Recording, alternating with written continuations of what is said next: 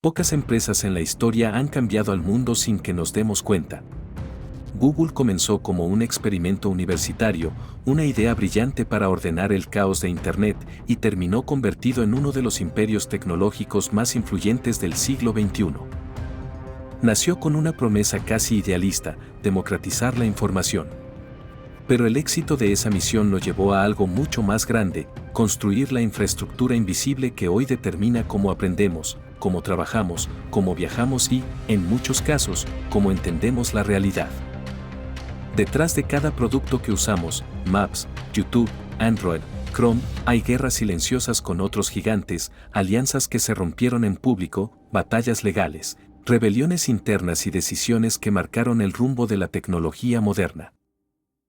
Hoy vamos a recorrer esa historia completa, desde Backrub, el proyecto improvisado en un dormitorio de Stanford, hasta las nuevas guerras de la inteligencia artificial y la carrera cuántica.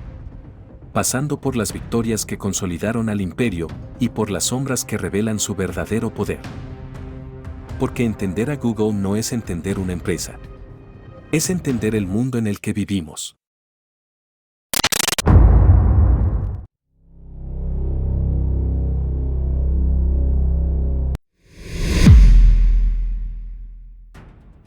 A finales de los años 90, Internet era una jungla sin mapas. Había información en todas partes, pero encontrar algo útil era casi imposible.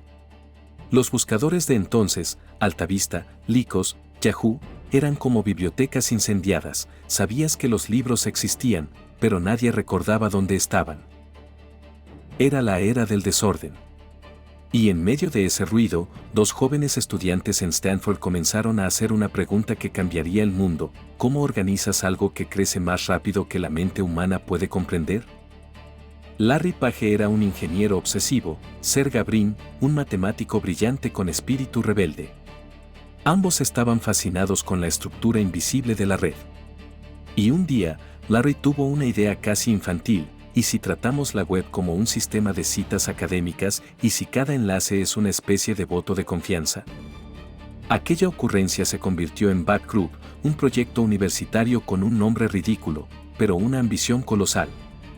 Su idea era tan simple como poderosa: en el mundo académico, un artículo es importante si otros artículos importantes lo citan. En Internet, una página debería ser importante si otras páginas importantes la enlazan. Así nació el PageRank, el algoritmo que le dio a la web algo que nunca había tenido: jerarquía.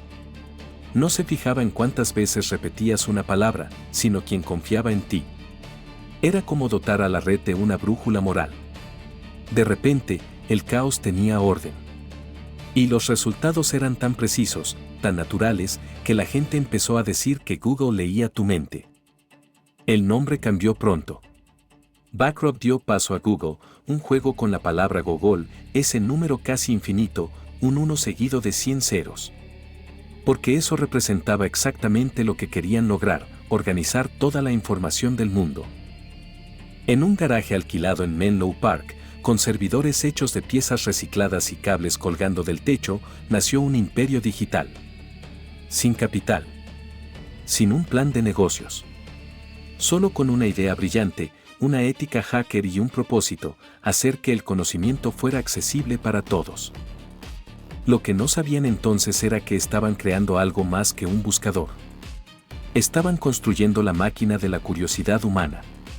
Un artefacto que, con el tiempo, se convertiría en el espejo más fiel y más peligroso de la civilización moderna. Cada clic, cada búsqueda, cada duda que alguna vez tuviste, empezaba y terminaba en el mismo lugar. Y ese lugar tenía un nuevo nombre: Google. Pero ningún ideal sobrevive intacto al contacto con el poder. Porque cuando millones de personas usan tu herramienta, ya no estás organizando información. Estás organizando el mundo. Larry y Sergey no lo sabían todavía, pero su experimento académico estaba a punto de transformarse en algo más grande que ellos mismos: una empresa que cambiaría el comportamiento humano a escala planetaria. El sueño de democratizar el conocimiento pronto necesitaría combustible. Y en el nuevo orden digital, el combustible no era petróleo ni electricidad. Eran datos. Y el dinero que esos datos podían generar. Tener la mejor tecnología del mundo no sirve de nada si no puedes sostenerla. Google lo descubrió pronto. Su buscador era brillante, casi mágico, pero no generaba un solo dólar. Era una revolución sin combustible, una chispa que iluminaba el caos de Internet sin un modelo que garantizara su supervivencia. En el año 2000, todo cambió con una idea que transformó el idealismo en poder: AdWords. En lugar de llenar la web con los viejos y molestos banners publicitarios, Google apostó por algo más elegante: pequeños anuncios de texto colocados justo donde el usuario los necesitaba, junto a los resultados de búsqueda. Detrás de esa aparente sencillez se escondía un mecanismo complejo y brillante, un sistema de subastas donde las empresas pujaban por palabras clave. Cada búsqueda era, en el fondo, una batalla silenciosa por la atención humana. Fue el nacimiento de una máquina de dinero casi perfecta. Cada clic generaba ingresos, cada búsqueda refinaba los datos, y cada usuario se convertía en una fuente de conocimiento sobre lo que el mundo deseaba. Con AdWords, Google dejó de ser solo un buscador. Se convirtió en el núcleo de una nueva economía basada en información, relevancia y precisión quirúrgica.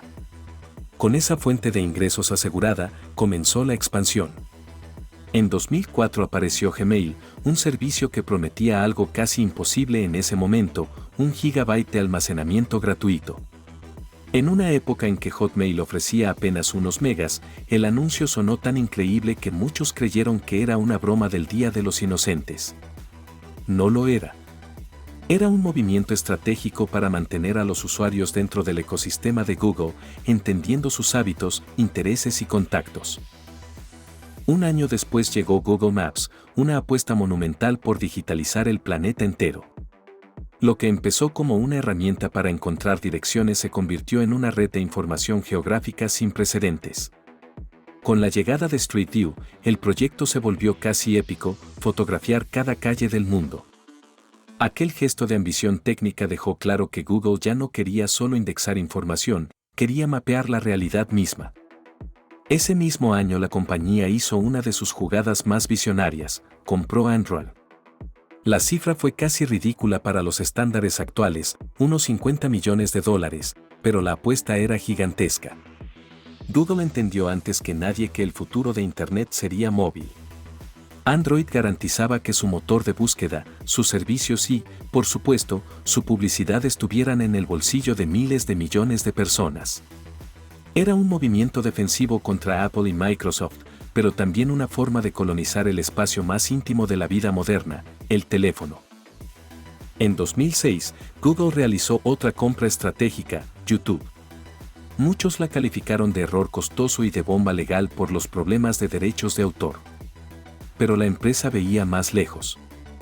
Entendía que el futuro de la comunicación ya no estaría dominado por texto o imágenes fijas, sino por video.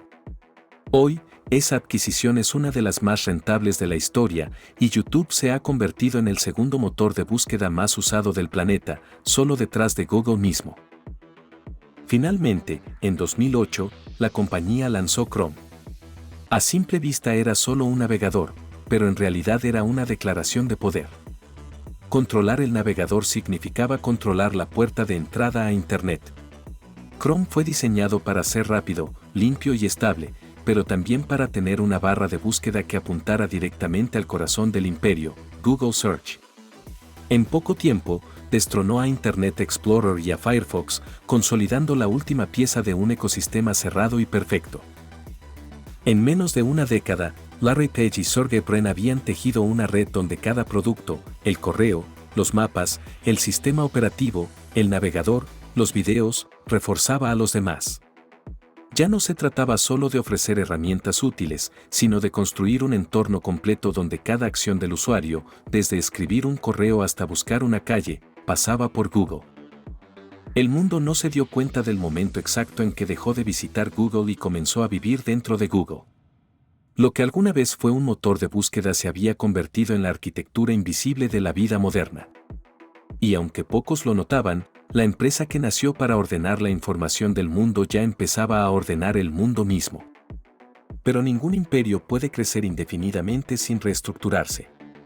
Y pronto, el monstruo que habían creado sería tan grande, tan diverso y tan poderoso, que necesitaría un nuevo nombre y un nuevo orden interno.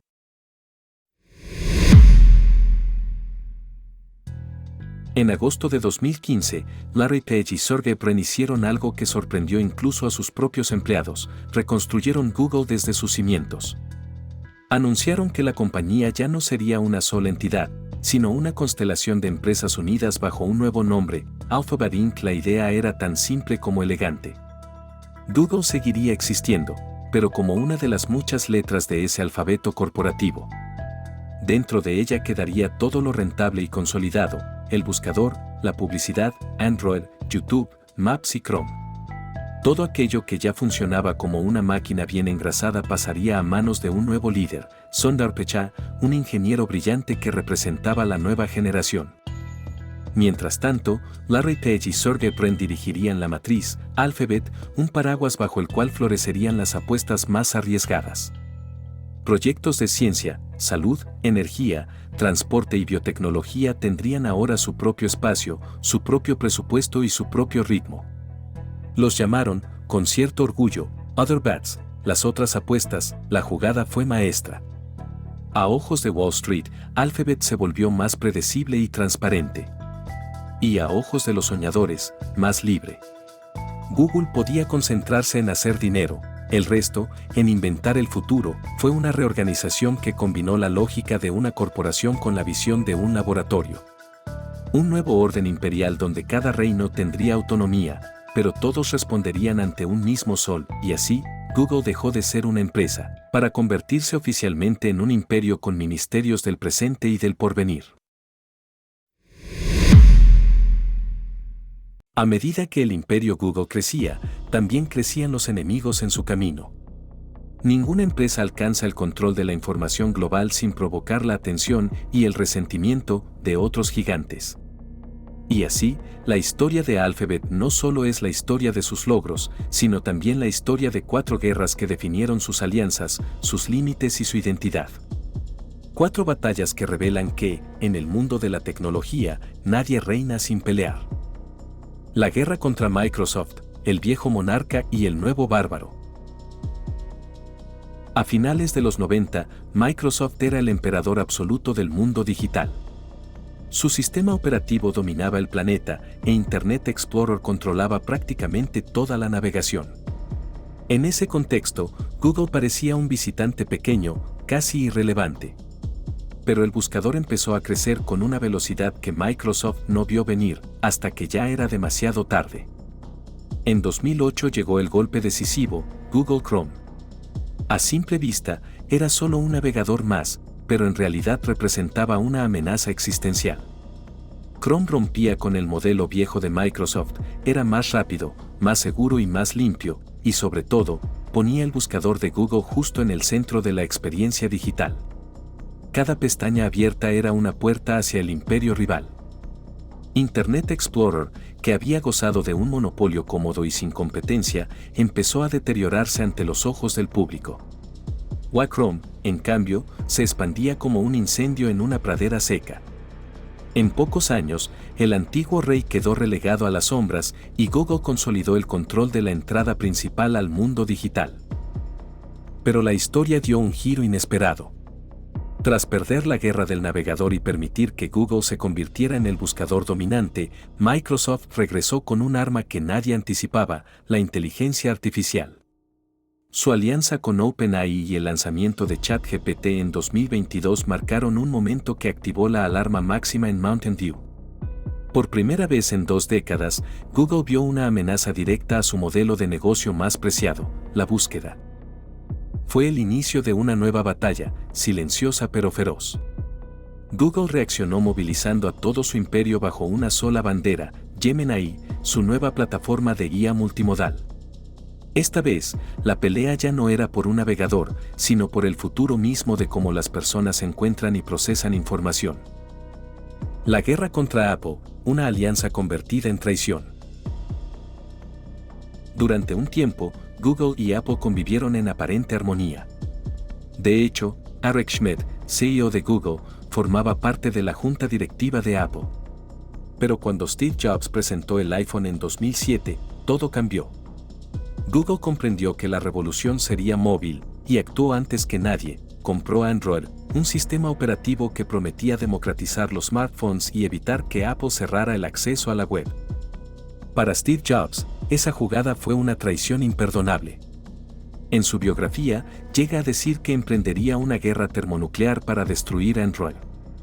Pero la historia tomó un rumbo irónico. Android se convirtió en el sistema operativo móvil más usado del planeta. Google ganó la guerra en volumen, Apple, en rentabilidad. La tensión entre ambos imperios creció tanto que se volvió visible. En 2012, Apple dio un paso arriesgado para independizarse, expulsó Google Maps del iPhone y lanzó Apple Maps. El resultado fue un desastre. Las ciudades estaban mal ubicadas, las rutas eran erráticas y los usuarios se perdían literalmente en medio de la nada. El escándalo fue tan grande que Tim Cook tuvo que disculparse públicamente y recomendar temporalmente aplicaciones de terceros, incluyendo Google Maps. Ese episodio dejó una lección clara: Google no solo tenía software. Tenía datos, infraestructura y un conocimiento del mundo físico que nadie más podía replicar con facilidad. Era un recordatorio de que, en la guerra por el control digital, la experiencia y la escala importan más que el orgullo. Y, de manera paradójica, a pesar de ser rivales, Apple recibe cada año miles de millones de dólares de Google para mantener a su buscador como el predeterminado del iPhone. Son enemigos íntimos, unidos por el dinero, separados por la visión. La guerra contra Meta, el fantasma de la identidad social. Google ha ganado muchas batallas, pero no todas. Y ninguna derrota fue tan evidente como su intento de competir con Facebook. Durante años, Google sintió que la red social de Mark Zuckerberg absorbía la atención que antes pertenecía al buscador. Si la gente pasaba media vida dentro de Facebook, Google perdía datos, competencia por el tiempo y, sobre todo, publicidad. Lo intentaron todo. Primero Orkut, luego Wave, después Buzz. Pero la apuesta más grande fue Google+. Google trató de impulsar su red social a la fuerza, integró perfiles de Google+ en YouTube, en Gmail y casi en todo su ecosistema. Pero la gente rechazó la idea de que una empresa cuyo núcleo era la búsqueda dictara también su vida social. Google+ nunca logró ser un lugar de encuentro real, terminó siendo un desierto digital donde nadie quería quedarse. Este fracaso fue una lección de humildad para Google. El imperio podía dominar mapas, correos, teléfonos y navegadores, pero no podía conquistar la esencia emocional de las relaciones humanas. En la batalla por la identidad y la pertenencia, Meta ganó con claridad. La guerra contra Amazon, la batalla silenciosa por el comercio y la nube. Mientras Google luchaba con Microsoft, Apple y Meta en batallas públicas y mediáticas, Amazon libraba una guerra silenciosa pero igual de peligrosa. La primera disputa era sutil pero devastadora: las búsquedas de productos. Cada vez que una persona buscaba un artículo directamente en Amazon en lugar de escribirlo en Google, Alphabet perdía una oportunidad de mostrar anuncios, y con ellos, perdía ingresos. Amazon estaba erosionando poco a poco la base económica del imperio, no con un ataque frontal, sino con una ruta alternativa hacia la intención de compra. Era una herida lenta, pero constante. La Segunda Guerra era aún más estratégica: la computación en la nube.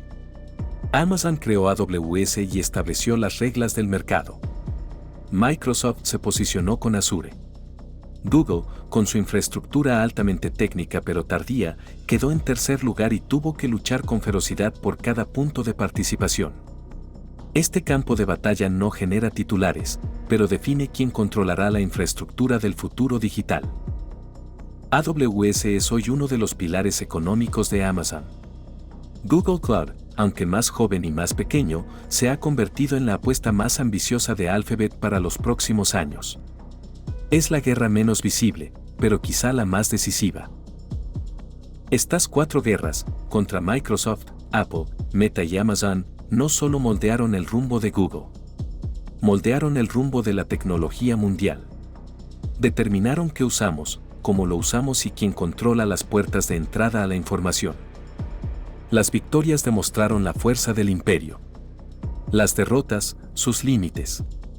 Y todas ellas dejaron claro que, en el siglo XXI, el verdadero poder no es solo tener usuarios, sino controlar el mapa donde todos nos movemos.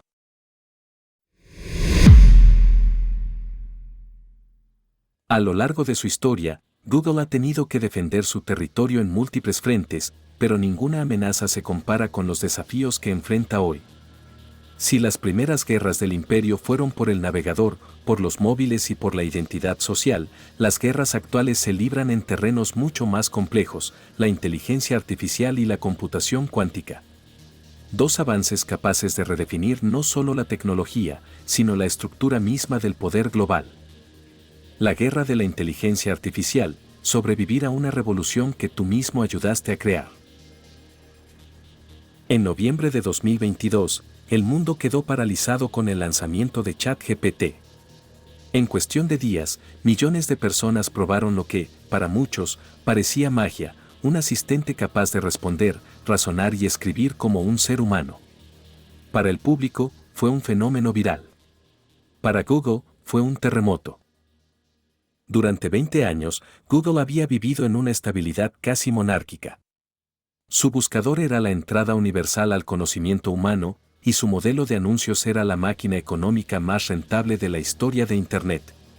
Pero de pronto surgió una nueva forma de buscar información que no dependía de enlaces ni páginas web.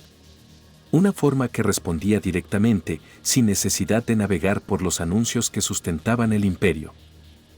Dentro de la compañía, esta amenaza se llamó código rojo. Los ingenieros fueron reorganizados, los laboratorios se aceleraron y el proyecto más importante pasó a tener un solo nombre, Gemini. Gemini representa la visión más ambiciosa de Google, una IA nativamente multimodal, capaz de comprender texto, imágenes, video, audio y código en un mismo espacio de razonamiento. No es solo un chatbot.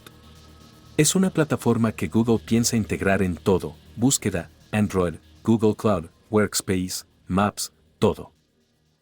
Pero la misión tiene una contradicción intrínseca, que incluso los propios ejecutivos reconocen en privado. Si Gemini responde directamente las preguntas de los usuarios, entonces destruye el modelo de negocio que por décadas alimentó a Google. Es el dilema del innovador en su forma más pura: o evolucionas y te arriesgas a perder tu imperio, o no evolucionas y alguien más lo destruirá por ti. Por eso la guerra de la IA no es solo una batalla tecnológica, es una batalla de identidad. Google está tratando de reinventarse sin destruir la estructura que lo sostiene.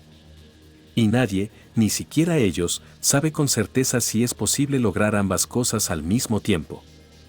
La revolución cuántica, el arma más poderosa del futuro. Si la inteligencia artificial es la guerra inmediata, la computación cuántica es la guerra del mañana. Desde 2019, Google afirma que podría cambiar el mundo de formas que aún no comprendemos del todo. Ese año, su procesador Sycamore ejecutó en minutos un cálculo que, según ellos, a la supercomputadora clásica más avanzada le habría tomado miles de años. Fue un hito histórico, pero también un hito polémico. IBM cuestionó las cifras y muchos investigadores dudaron de la importancia práctica del experimento. La supremacía cuántica, al menos en 2019, era más una demostración teórica que una herramienta real. Pero todo cambió a finales de 2025. El equipo de Google Quantum AI presentó su nuevo chip, Willow. Y con él, un avance llamado ventaja cuántica verificable. Por primera vez, no solo lograron que un computador cuántico fuera más rápido que uno clásico, lograron que esa superioridad fuera medible, repetible y verificable por otros científicos. El algoritmo utilizado, llamado QuantumACOS, ejecutó una simulación compleja 13.000 veces más rápido que Frontier, la supercomputadora más poderosa del mundo. Eso convirtió lo cuántico en algo real, no en un experimento oscuro escondido en laboratorios. Las implicaciones son enormes.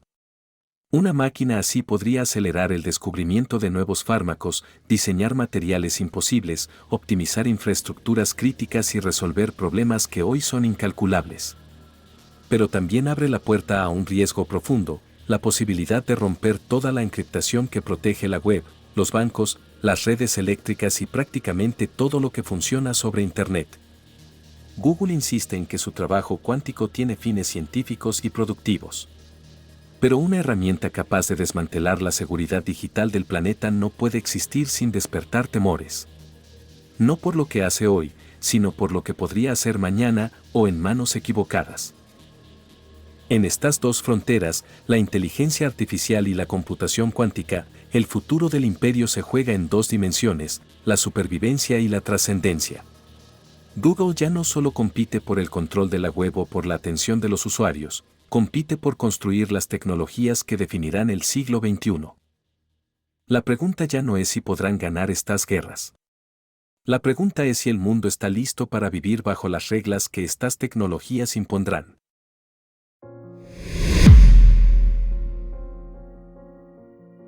A lo largo de su ascenso, Alphabet construyó uno de los ecosistemas tecnológicos más avanzados del planeta.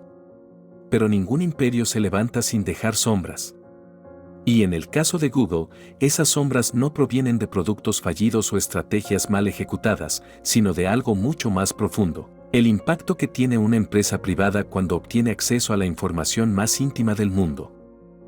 Este capítulo no trata de errores técnicos, sino de dilemas éticos, sociales y políticos. Momentos en que Google dejó de ser un símbolo de innovación para convertirse en un espejo incómodo del poder moderno. Las guerras antimonopolio, cuando el imperio se vuelve demasiado grande. Durante años, la pregunta más repetida entre reguladores y gobiernos no fue cómo funciona Google, sino ¿es demasiado grande para ser controlado?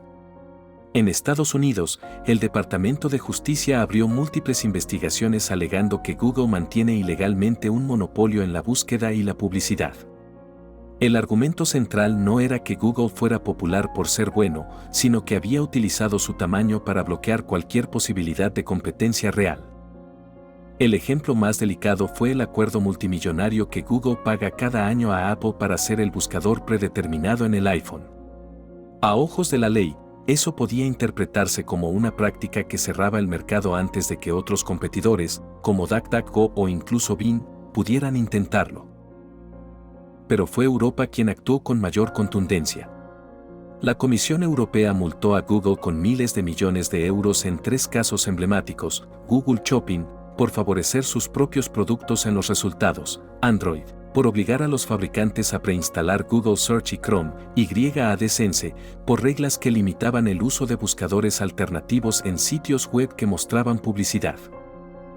Cada caso no solo cuestionaba una práctica específica, sino la legitimidad del imperio entero. ¿Era Google un innovador o un guardián que cerraba las puertas para siempre? El ojo que todo lo ve, el capitalismo de vigilancia. Google creó productos gratuitos que millones de personas usan todos los días: Gmail, Maps, YouTube, Chrome, Android. Pero nada es realmente gratis. El modelo económico que sostiene al imperio se basa en la recolección de datos personales: que buscas, dónde estás, que escribes, que miras, que compras, que dudas tienes a medianoche. La académica Shoshana Zuboff lo llamó capitalismo de vigilancia, una forma de economía en la que tu comportamiento, tus patrones y tus preferencias se convierten en la materia prima más valiosa de la era digital. Google no vende tus datos directamente, pero los usa para crear un perfil profundo de cada usuario. Ese perfil alimenta su sistema de anuncios, que es, hasta hoy, la fuente principal de ingresos de todo Alphabet. Las controversias estallaron una tras otra. Durante años, Gmail escaneó los correos de los usuarios para mostrar anuncios personalizados. Android fue acusado de seguir rastreando la ubicación incluso después de que algunos usuarios desactivaran el historial de ubicaciones. YouTube ha sido cuestionado por utilizar algoritmos que pueden amplificar contenido polarizante para mantener a la audiencia conectada. La pregunta incómoda es simple: ¿hasta qué punto un imperio que se alimenta de tus datos puede proteger tu privacidad? ¿Y qué sucede cuando esa información se vuelve tan valiosa que afecta no solo tu comportamiento, sino el funcionamiento de la sociedad misma? La rebelión interna, cuando los empleados dicen basta. Las batallas de Google no solo se libran contra otras compañías o contra los reguladores. A veces se libran dentro de sus propios pasillos. En 2018, un escándalo sacudió a la empresa, Project Maven, un contrato con el Departamento de Defensa de Estados Unidos para usar inteligencia artificial en el análisis de imágenes de drones militares. Cuando se filtraron los detalles, miles de empleados de Google protestaron. Decían que la compañía, que había nacido con el lema Don't Be Evil, no debía participar en proyectos que pudieran terminar en muerte o violencia. El conflicto interno creció tanto que varios ingenieros renunciaron en señal de protesta. Y finalmente, Google decidió no renovar el contrato y publicó un conjunto de principios éticos de inteligencia artificial. Fue una de las primeras grandes rebeliones de trabajadores dentro de una empresa tecnológica. Un recordatorio de que incluso en Silicon Valley, la moral puede chocar con la ambición. Ese mismo año, otra controversia sacudió los cimientos del Googleplex. Se reveló que Andy Rubin, el creador de Android, recibió un paquete de salida de $90 millones tras ser acusado de acoso sexual por una empleada, a pesar de que las investigaciones internas consideraron las acusaciones creíbles.